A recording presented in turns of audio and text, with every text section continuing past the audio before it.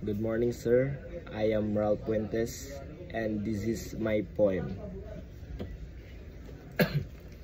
Pera, di mo nakikita kung saan-saan, pero dapat mong paghirapan to. Ikaw, pinaghihirapan mo ba yung pera na nasa kamay mo? O kaya galing to sa maling gawain mo? Nasa realidad na tayo, na pinapakita sa ating sariling mundo na may responsibilidad na tayo. Nag-a-apply ka pa lang ng trabaho para ka lang umakyat ng Mount Apo. Nakikita mo pa sa TV na mas malaki pang pera sa mga taong may mga maling atraso. Kaya sa atin na matino, ang tinatrabaho, bulok na politiko, pinahayaan lang maging ganito tayo.